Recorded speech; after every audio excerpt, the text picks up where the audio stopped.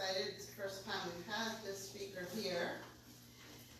And the topic is the legendary Akashic Records. References to the Akashic Records show up throughout history in a great many cultures and philosophies. You might say they're the holy grail for awakening souls, ever present, waiting for the day that you become aware and seek them out. Therein, you'll discover a treasure trove of delightful details about you, which will transform your life in marvelous ways. So says our speaker. Today's spark is a spiritual teacher and the international best-selling author of Akashic Unleashed, the missing manual for you. To you. Missing manual to you. She helps people discover their zone of genius, turn shortcomings into superpowers, and shift their lives out of low gear into overdrive. It is her belief that the most important question in life is, what feeds my soul? And that when we figure that out and do it, we are unstoppable. So let's give a big circle welcome to Debbra Lupien.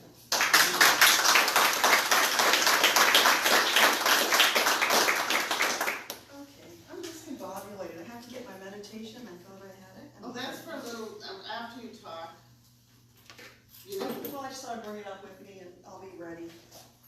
I miss it.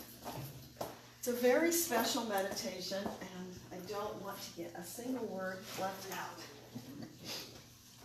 And I dug this meditation out. It's not here. Where is it? Okay.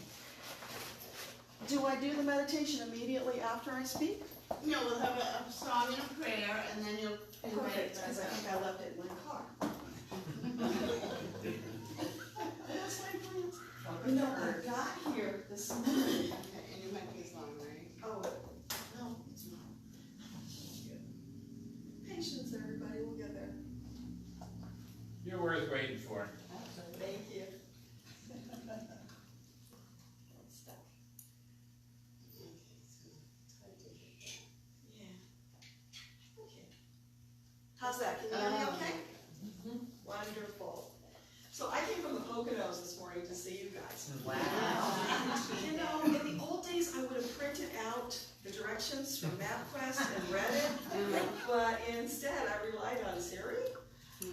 Oh my gosh, I don't know what her problem was this morning, because she had me exit at Easton, and then she took me across country through Wilson and Dunham something or other. I'm seeing this wonderful picturesque view, but it's like, come on Siri, I got a place I need to be. So I don't know how she's going to take me home. That'll be really interesting. So before I get started, show of hands, how many of you know what the Akashic Records are? Awesome. How many of you actually delved into their Akashic Records? Fabulous. This is wonderful. So for those of you who haven't, the thing about the Akashic Records is they're like this giant database, but it's energy, right? It's not a physical database. And we're connected to it. In fact, we've been connected to it since we were created. So when Creator made us, put a little bit of this and a little bit of that, and in our Akashic Records, it explains what these little bits of this and that are.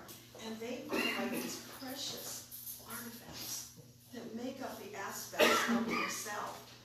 And when you look at them and you see how perfectly they were put together, it is just mind-blowing how it could have been done. And yet we're all unique. We all have differences. And it's just a stunning thing to behold. So here we are. We are made as a soul. We are connected to our archive, which is the Akashic Records. And we have this whole team.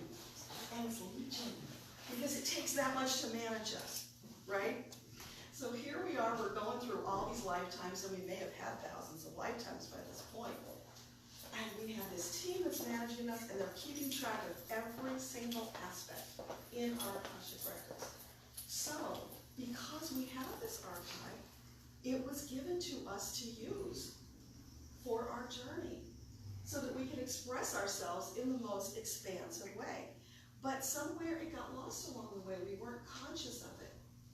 And that's a shame, because when you think about it, it's our user manual. Everything about us is in there, which is why I wrote this book, Akasha Unleashed, the missing manual to you, because that's what the Akashic records are. So you know, refrigerators have manuals, right? Why shouldn't we have a manual? Now that we know we do, we can start consulting it and we can get information about ourselves that will help us on the journey. So it's your birthright. You should have always known about it. And once I learned about it and started working with people, I was filled with this inspired compulsion to share it with the world, because it is so marvelous and magnificent, and you're cheating yourself if you're not using it.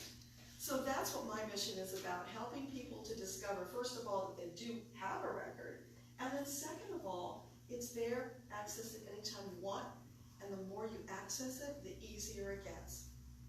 So this meditation I'm going to do with you guys later, when I was pulling it out trying to decide which meditation I would use, it had been 3 years since I got this meditation. It was a very special download from Archangel Metatron, who is the overseer of the Akashic Records. I had totally forgotten. In this meditation, my third eye opened up. Now that's kind of a big thing. You'd think I would have remembered that, right? But you know, so much stuff is coming through all the time that you'll lose track. And it's like when I speak to people like you, what do I share with you? Because there's so much stuff. So I'm going to rely on you guys to ask me questions to fill in the gaps of anything I forget to tell you about. And no question is too small. Nothing is off limits. Because this is about you and expanding your consciousness and learning about this wonderful, magnificent creation that you are, because that's what your guides want you to know. You know, when I was a little girl, I had really terrible self-esteem. I was shamed in public for being illegitimate. One day in the cafeteria, this girl points at me and she says, "There's the girl whose mommy got in trouble." And it was, you know, like those movies where you see the thing shrink? It was like that, and I became tiny, like in Alice in Wonderland when you take the magic pill and you shrink. And that changed the course of my life. That simple thing. But it took me from being an outgoing, loving child to being very introverted and not valuing myself at all. And it was decades before I learned how marvelous I am. And that only came from studying the Akashic Records, because my guides are constantly, and your guides are constantly, reminding you are magnificent, you are brilliant, you are resplendent. We think you hung the moon. That is how fabulous you are. And we want you to know that. And sometimes in meditations and in readings, they'll come and your inner guide circle will stand around you, holding you, embracing you. Whatever you need to finally get, to internalize how magnificent you are, because that's what they want you to know. And then once you get that, then you can step up and really start having fun. Because the next thing they always say is, you guys are way too serious. You need to get out and have some more fun. And they're always encouraging, go play on the playground if you have to. Whatever you need to do to have more fun in your life. Because you didn't come here to toil. You really did not. You came here, this is the prime directive I've been told. Creator wants you to come here, expand your consciousness, have a great time, and find what feeds your soul, which is your bliss. How many people in this room would say that they have found what feeds their soul? I love it. The rest of you, it's not too late. I didn't figure it out until a very few short years ago, and it has transformed my life, and now I'm sharing that with other people, because it turns out what feeds my soul is doing this, is sharing with people about this magnificent resource that we have available to us and how tremendous it can be. Something else I want to share with you that's kind of important, and this has taken me a while to learn. Because you know, we grow up and we're taught to follow the rules. Be a good little girl, please, and take care of people, right? So what I'm getting is that a lot of these rules that we have been taught do not serve our soul purpose. So what they want you to know, question everything. Evaluate it. Does it feed your soul? Does it serve you? Or is it limiting you? You know, when I learned to do the soul introduction readings that I do, which is where I go in and look at the aspects of your soul, I was told you have to get the first and last name, you have to get where they were born, you have to get all these details. And then when I started doing it, I found people were very resistant. In this day of identity theft, they didn't want to give out those details, which made me question, why do we need them? And you know what I found out? I don't. I can just have your first name, I can have your nickname, because it's all about energy and intention. Rule, doesn't work for me, it's gone. And I would encourage and challenge you, in fact, to examine everything in your life from that perspective. Does this serve me? Because you may be limiting yourself without realizing it by following a rule that somebody else made that doesn't serve your soul. Does that make sense? Yes. Can you think of some examples where that may be happening? Anytime you come up against, I can't, that is a challenge from your team to find out how you can turn that around and make it I can. That's how we expand and we get out there and we learn more about ourselves. Now, I didn't notice what time I started. How long do I have? 15 more minutes. Okay, awesome. All right, so let me just see. I don't want to miss anything that I intended to share with you. So, you know, one of the things about the Akashic Records, aside from learning about your soul purpose and expanding and getting all those details about you, is it's that place where you connect to the sacred and the profound. The more often you do that, the more often you'll get it. Another one of those rules I was told is that when you connect, you have to close the records. I kept forgetting. And then one day I decided, well, it hasn't hurt me yet, why do I need to close it? And you know what I discovered? I'm connected all the time, 24/7. I can have access anytime I want. I don't have to close. In fact, now that I think about it, why would I want to close? What's wrong with being connected all the time? So silly little rules like that, that when you are taught them, they probably made sense. Because I was told, hey, if you stay connected all the time, you're going to be kind of spacey and, you know, not really functioning. And I'm like, boy, that's not true for me. Maybe it's true for whoever made up the rule, right? And that's where these rules came from, which is why we should question them. Because they were true for someone else, may not be true for you. Do you know that statistics show that more than 85% of the world's population are not living meaningful lives? They don't know what their purpose is. And that's a stunning statistic when you think about it. And you think about all the unhappiness, depression, suicide, all of that that's going on, that doesn't need to be, because we can connect with divine. And you know, the funny thing is, I was thinking about this recently. We think about going to the records and connecting with our guide team, but there's no reason we can't also connect directly with God if we want to. Another one of those silly rules, right? And probably that has something to do with self-esteem, because we might be thinking, who am I to connect directly with the big guy or woman or whatever? But you can, if you choose to. I actually like connecting with my guides because they're really funny and they entertain me. And when I go in and do a meditation, very often, they will spin this story that's like a Disney movie, that's full of symbolism and delight, always wrapped in a lesson. It is so amazing to me when I get to the end and I see, oh my gosh, how all those pieces fit together, and there I was just following the story like watching a movie. I was doing a reading for this guy one time, and in the beginning, I would step over the threshold into the records and see the doors open. This time I stepped in and I'm in cold ocean water, and it's like, wow, this is different. What is this about? And then we moved on from there, and we ended up in a scene from the Jungle Book. We got the cobra, we got Mowgli, we're getting a lesson. And I don't remember the details, and they're not important now, but it made sense to him, and that was fine, and he went on his way. But I was wondering about, what was that thing with the cold ocean water? A year later, this guy's living on a houseboat. So it's like that. Sometimes things will come through that may not even make sense in the moment, but it's like little God winks that you're getting and you're collecting, and hopefully you're paying attention and you'll use them later. So very often, when I do readings, things will come through karmically that are like really, whoa. And you get these stories, and I'm a little skeptical myself. I'm thinking, this can't be. This is just too way out. This week, I did a reading for somebody. It started 37 lifetimes ago. Yeah, right? And there's all this Sturm und Drang, and she gets this spirit that she was involved with in that lifetime, who is now chasing her forward in many more lifetimes.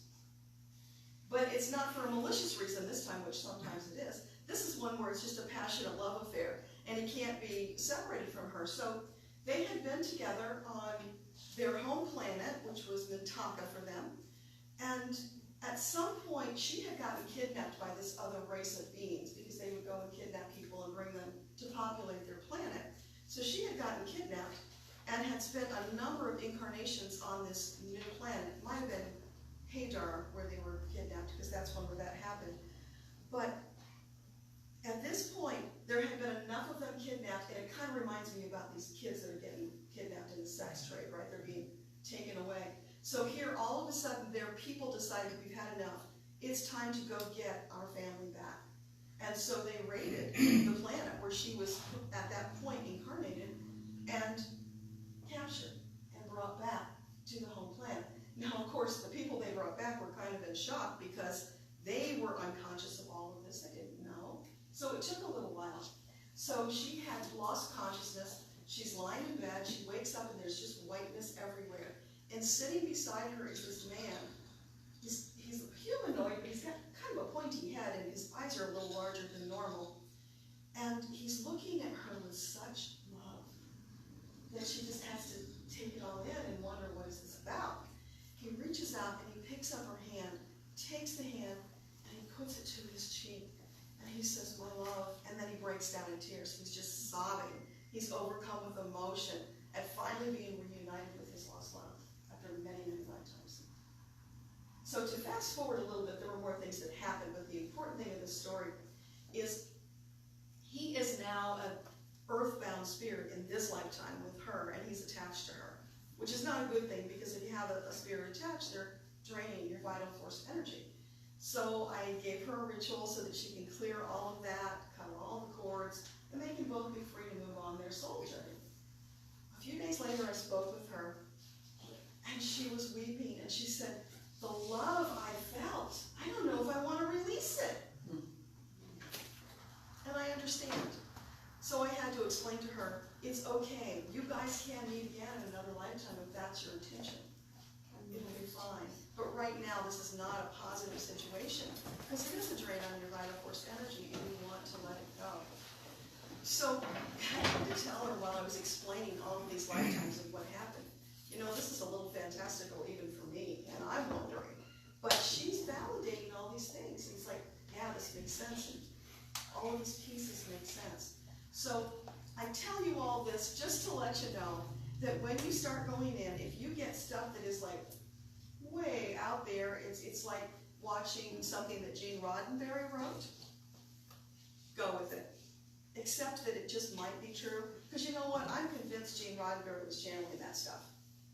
We're getting too many confirmations and validations now, and stories are coming through. And I sometimes tell people, you know, I'm just not that good of a writer. I could not have made this up if I tried. I one time got this lady who, her story started 49,000 BC on the planet Maldek. She's a Palladian, and she fell in love with this Maldekian, and she was trying to help them bring peace to their planet, because they were a very warring people. And she was not able. The planet did blow up, but for some reason the leader of the planet blamed her, and that man gave up his own soul journey to chase her forward for many, many lifetimes until this day. And there were several stories that came up as, you know, points along the way to illustrate what happened, but he would show up and he would torment, torture, and kill her lifetime after lifetime. And you think, what kind of malevolence and evil would do that? But there it was, and it needed to be released, and that's why she came to me. So she released it. That soul was sent on to the light to be transmuted so that it could now get back on track after, can you even imagine, since 49,000 BC? I told her she needed to Now write a that was screenplay. even before that, Yes? yes. Thankfully I haven't, because that was too mind-blowing for me. It's like, wrapping my head around this sometimes is a bit much. Okay, so what haven't I told you yet? You talked about the I-Do list. Trauma. You can heal trauma with the Akashic records. And it's really fascinating the way it happens. I got asked to be on this summit that was the DNA code.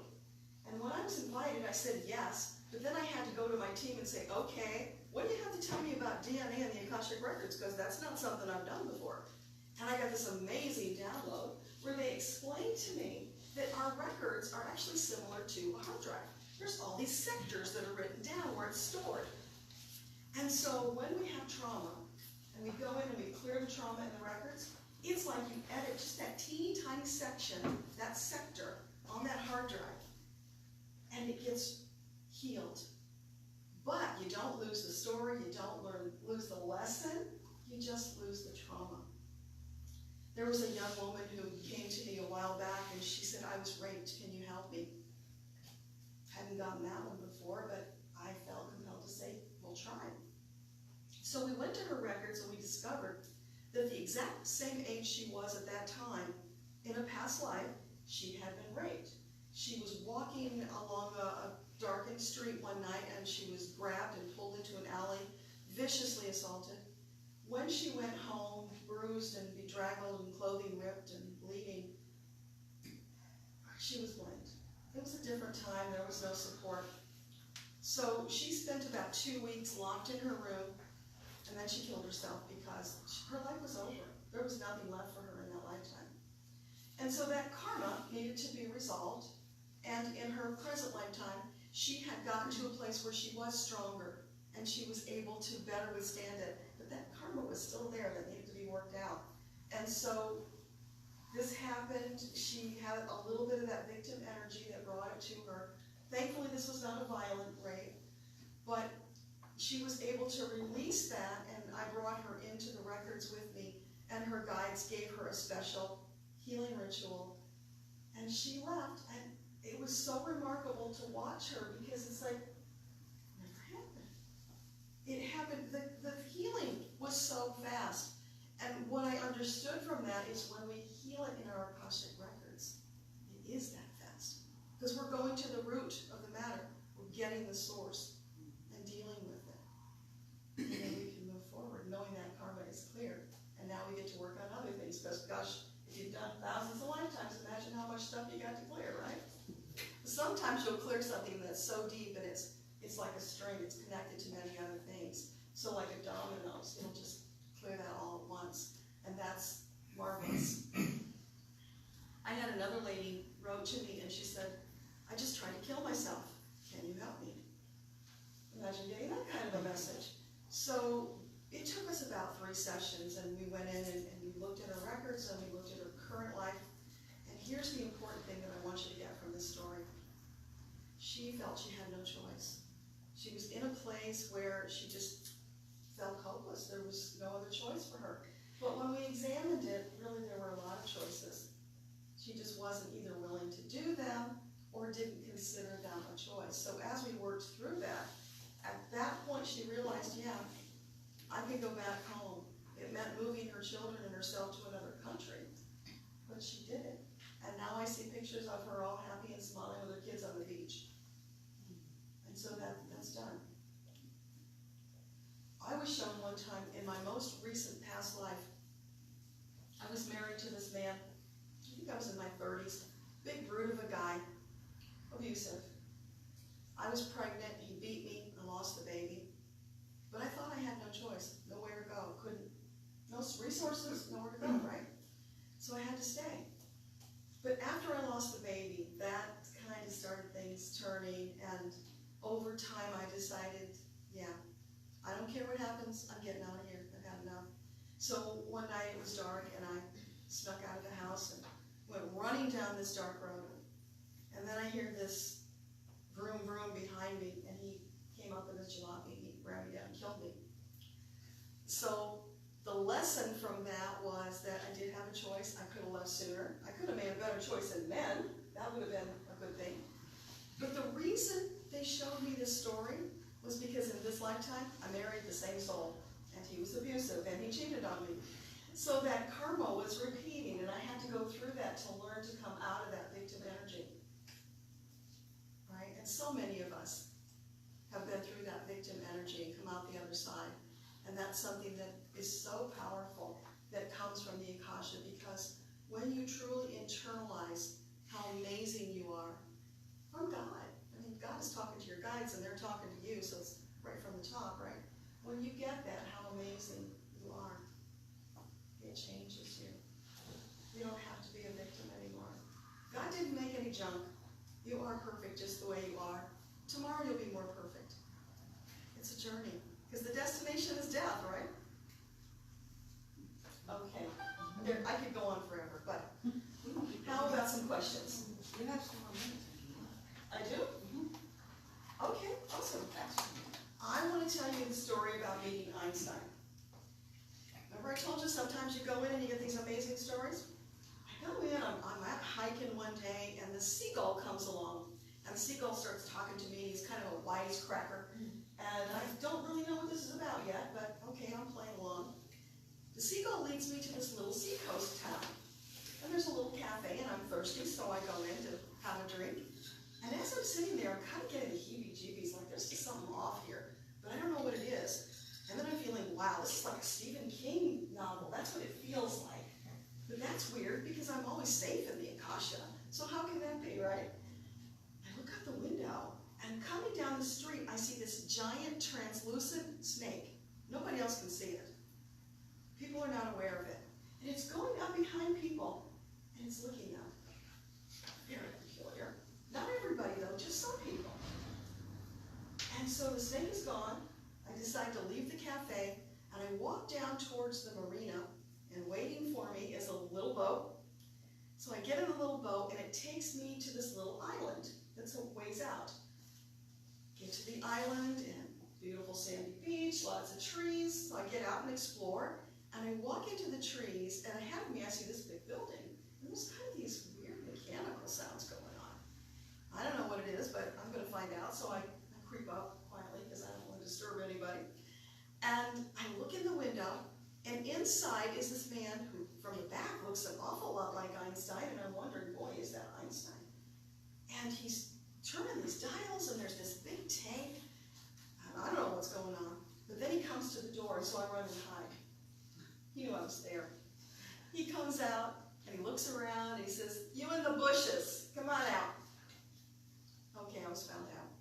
So he takes me in, and I ask him a lot of questions, and he explains to me what's going on with the snake, because the snake is in the tank. There are a lot of souls today who have been energetically damaged, and they need to be repaired. So this snake is going along, marking those souls, so that when they leave this earth, their body, they're marked, and they can go to a different direction and get the repairs done that they need done, whatever that might be. And this snake is traveling through portals so that it goes all over the world, marking all of these people. Now, I told you, these stories are pretty fantastical. I asked him, "Are you Einstein?" I was not afraid to, but... And he said, "Yeah." He said, "At this point, I've chosen not to have more incarnations because this project is really fascinating to me, and this is what I'm choosing to do right now." So that was like, okay, pretty phenomenal. As a soul, we can choose to stop incarnating, take on a project if we want to. Because you know, we're free choice. That's what they're always telling us. As a soul, you have total free choice. You're here to do whatever pleases you. So make the most of it. Make the choices that feed your soul. Here's something else I want to tell you about that's really important. You know, we've fallen into this space of thinking our way through life. Our ego is in control a lot of the time. And you know, ego's purpose is just to get you safely to death. So ego's going to hold you back. Ego's going to taunt you, make you feel bad. Very seldom has it been helpful in my observance. But in your solar plexus, all of us have this built-in compass. It was put there by Creator to feel our way through life. If we make our choices through our compass, if we feel them, tune into our intuition,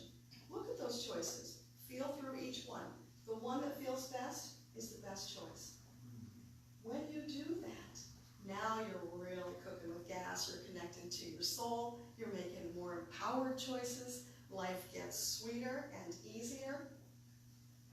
Because you know, the other thing they show me very often, we get caught up in fear. And when we do that, our manifestations shut down. We kind of close off all those insights that are trying to come through to us. And it's like you're a drowning person. Here you are flailing because you're panicking. You think you're going to die. And guess what happens when you do that? You're pushing away all the lifelines your guides are throwing to you. They can't get to you because you're pushing them all away. So what they say is when you find yourself in that state and you're on the verge of panicking, take some deep breaths. Remember, your guides have got you. They're not going to let you fall. Tread water. I think pretty much everybody can tread water. If you tread water and you relax, you will soon see all those lifelines that were there all along. You just couldn't see them. Make sense? Awesome. So, questions? What was the machine that Einstein was working with? Was that part of the facility? It was somehow recharging the snake. So the snake would go do its thing, and then it would come back to this tank, and it was offloading the data, and it was recharging. Maybe it was getting programmed so it would know where to go next. Probably that was there. That I didn't really ask him about. You know, the funny thing is in these stories, when you get done, you look back and you say, why didn't I ask that? Because in the moment you don't think about it, but you can go back and ask again. That's okay too. Thank you. The pivotal point when you transition from being Lutheran or Catholic or Episcopal to looking at life in a different way? It was a long journey. I started listening to Abraham at one point, and boy, the first time I heard Abraham, I'm like, oh boy, I don't know about this stuff. So, I mean, I was that far, right? I read the Bible, and I wasn't, you know, one of those real fundamentalist types, but I had read the Bible many times and studied it, and, you know, had that kind of tunnel vision about what spirituality was. So the more I listened to Abraham, the more it made sense. And in fact, Abraham was the catalyst that brought me to this point, because one of the sessions I listened to, Abraham was telling this audience member, you can channel too. And at that point, I had already begun doing some psychic things. And I said, okay, Abraham, I will. And it started from there. But where it really started was I got a horse. And I write about that in the book because it was a transformational point in my life. I got this horse. I had her shipped across the state from the Pittsburgh area to Brooklyn, where I was at the time. And she got injured. She was traumatized and physically injured, and I didn't know it because it wasn't visible. But when she got off the trailer in Brooklyn, she was a different horse.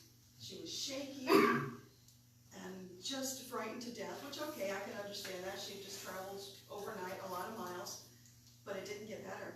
She turned really nasty and biting and kicking. People were afraid to go in the stall to clean it, and I was being told I might have to put her down. So I started studying all kinds of modalities to help her, because this was my dream horse. I was not ready to give up on her, even though she tried to kill me many times. So as I tried to help her, one of the things I did was I took an animal communication course. That opened up that latent ability that had always been there, that I didn't know about.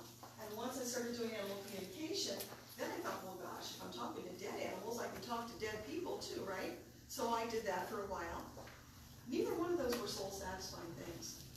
So then I moved into just channeling entity, whatever it was, I don't know. I just opened myself up and said, talk to me. And then I met the Akashic records, and it was like heaven opened up and the angels sang, and I was home. This was what it was for me, and has been ever since.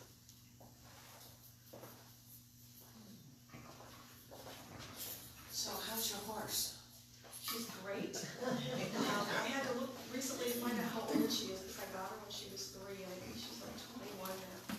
So we got through all of that. I learned how to do some natural horsemanship and communicate with her, speak her language, because they use a lot of body language, which I didn't know. I had horses as a kid, but I was clueless. So I brought this horse who wasn't even trained. She was halter broken, that was it. I had to train her. We had to get through all that. She is an amazing partner, very sensitive. Boy, is she a witch. She's got that alpha mare thing going on, so you don't want to mess with her. So it was really important that I learned how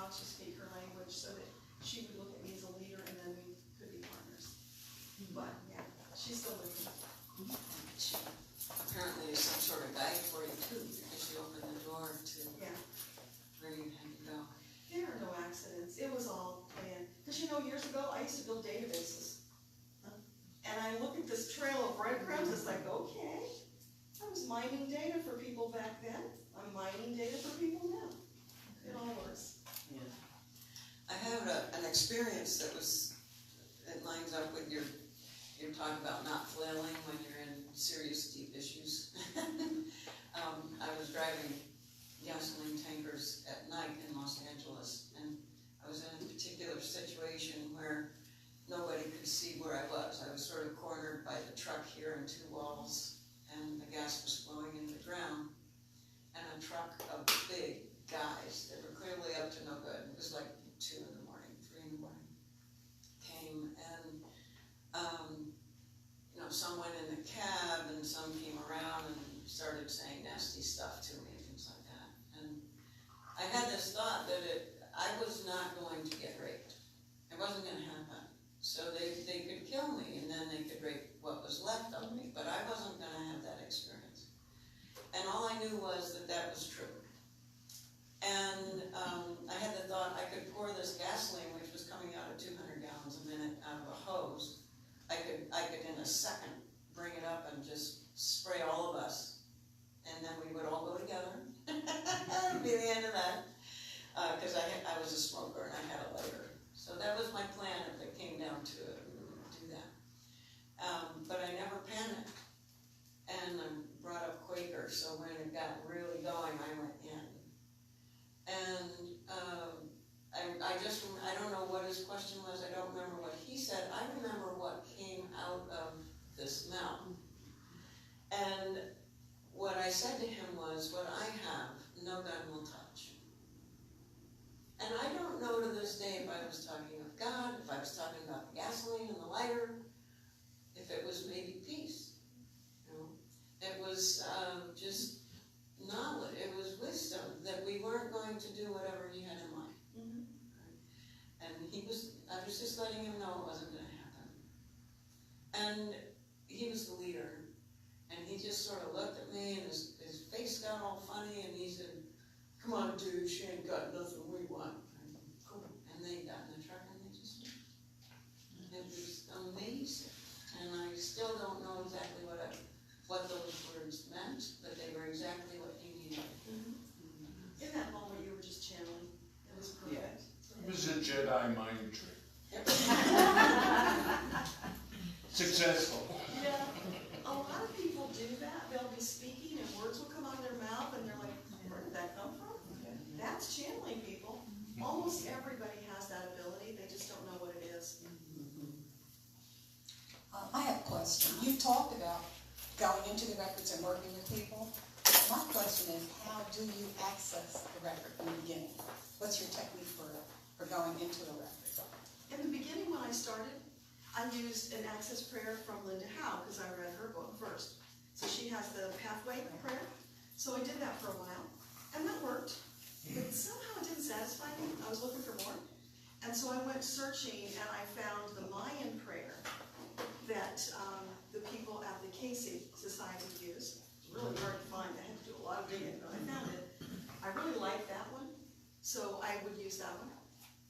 Then I channeled my own. Now I don't use anything. I just intend it, because I'm always connected, so I don't need to say a prayer. So what do? You think it and it just occurs? If I were doing a reading for you, I would just do a little breathing, center myself, and I would say your name, and my intention is to access your records. And it just happens? Yeah. I have to learn that. It takes time, it was a few years before I got to that point. But that's what happens, the easier, or the more you do it, it's like building a muscle. And it's just so fluid. It's just a thought away. I can be driving down the road, and I'll get hits. It's like, you got mail. Something will it's like I know exactly what it says. I don't read it, it's really hard to explain, but it's just there. It's like the prayers are training wheels. Yeah, all of these things are training Training wheels to wheels, get you you need there. them anymore, you just got. I'm trying to figure out whether I've been doing it for years and not ascribing it to that.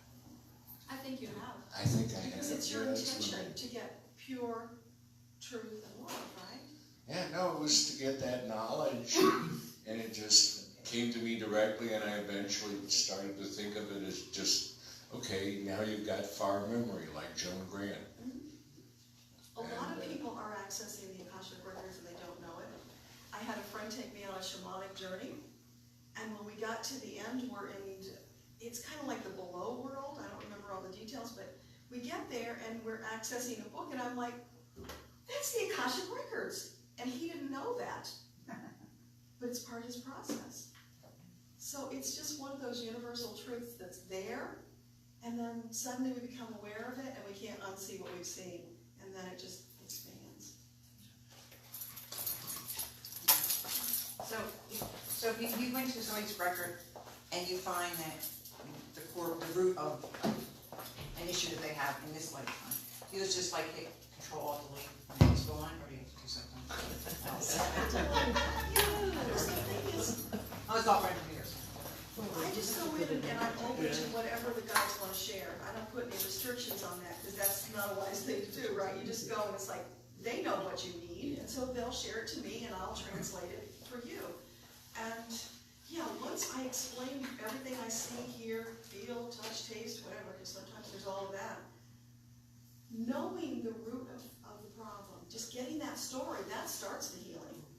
And then we use a clearing ritual, just to make our intentions known and transmute it all to light. But truly, we probably don't even need that, because intention is so important. I'm so interested that you went from doing data programs to doing this, which is really just a different language. Yeah. And how did you learn the different symbolism? Because it's always, I mean, obviously data language is one language, and this is a different language. So you're learning different ways of communicating ideas. How did you? They work with you.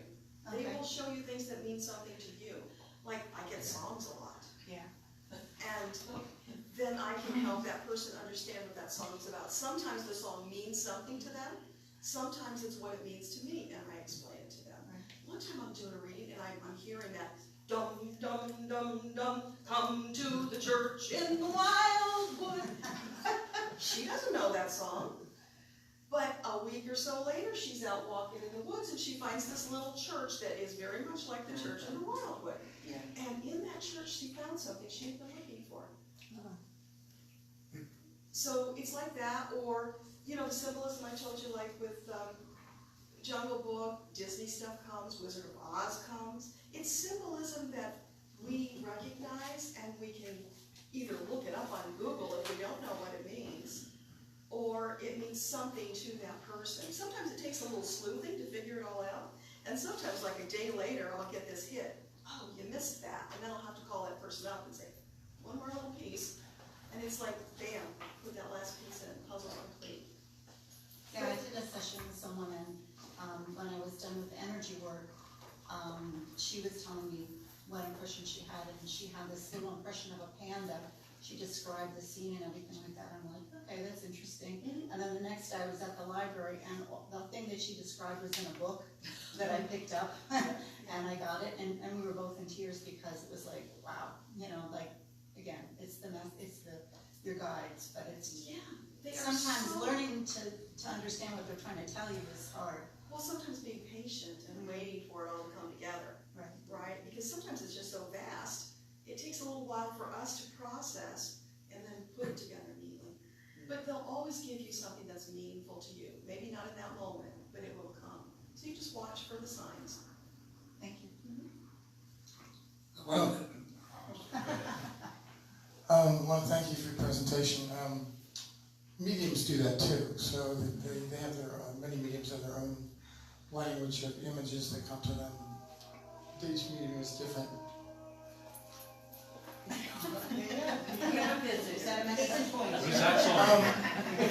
I want to thank you for opening the store today and the way that you have. For me, what I'm experiencing from the energy being in the room is a lot of downloads of information, that you've opened up a space here. And there have been two very significant downloads that have come to me today in very different ways than what I normally, even though I normally feel the guide's presence a lot when I'm here. So And so I want to thank you for that, because something's going on in the room that's beyond just this verbal communication and just this intellectual communication. It's your attention. Something that's just powerful, so I just want to thank you. Deborah, one thing you haven't mentioned, which you do so beautifully, is identify people's divine gifts. And when you did that for me in our first encounter, that was life-changing. And that's not even going into the records, just finding what my divine gift was. Well, it is, I got it from your records. Yeah, well, I mean, but it was not an elaborate download, it was just one piece of information, Well, which allowed me to realign a lot of things I do. yeah, early on I talked about how we are these pieces put together that are precious artifacts. Your gift is one of those artifacts. So it's like you're a treasure chest. You open up that treasure chest and the aspects of yourself are in there. And they are these amazing artifacts. It's phenomenal. I wish sometimes I could get people to see what I see, and that's why I want to tell people about this, because if you have the intention and the desire, you can see it. And you'll see something that's very meaningful for you. Because we can all do this. It's there. You just have to ask. I have a question. How do you overcome limitations of language when you access this information? Because my understanding is that you may access information from different lives. One person may be in different cultural environment, have totally different symbols, language, culture compared to English-speaking environment. And how do you deal with that information when you see something that doesn't have like direct translation into English, or that it's language different, or symbols totally different? So how this communication goes, and how you are able to make sense or help that person to make sense of that information? Thank you. Well, usually they won't do that because they want to make sure the message is heard. But if something comes through that I don't quite understand, I can puzzle it out with that person. What does this mean to you? And let's look up the Google symbolism. Let's see what's behind this. Sometimes we have to do a little sleuthing. Like one time I got this story of Rachmaninoff. Very strange story. And Rachmaninoff had gotten very depressed and he'd stopped playing his music, and he's sitting at this piano, he's playing Beethoven. Didn't understand this, and the woman was suppressing her desire to play the keyboards, so that was why that story came forward. But when I did a little more sleuthing, I found out that this actually did happen. Rachmaninoff went through a period of time where he had been criticized by this critic, and he was sensitive about it, and he stopped playing his own music. And there was, I forget the connection to Beethoven, but there was one. And it was like, okay. And so that fed into what she was doing, because she was suppressing that side of herself, not playing because she didn't feel worthy, good enough. And that's what Rachmaninoff went through. So if there was something that came that was like a different language and I didn't understand, I would just say, hey team, you gotta give me more than that because I don't get it. You can do that. Yeah. And if it was somebody who spoke a different language, then they would have to work with somebody else, because I can't help with that. If that's what you meant. Does that answer your question? I was trying to relate to an example of a large person who accessed information that actually was symbols in, I think like a Hindu language or something sacred, and he had to find these people who spoke that language, who helped him to translate. That was actually written words. He didn't understand, had no clue what was that. But he didn't work with like a guide like you. He just got this like a download, like direct download. Yeah. And maybe looked like that wasn't access to Akashic record. He just could not translate. It was different language, different culture. But he got translation later. So I was wondering how you experienced that. What's that? If that happened, I would ask them to show me the pictures very clearly so that I could draw them. That's the best thing I could come up with in that situation. But it's all different, and there's no wrong answer. And you can keep going back and asking for clarification.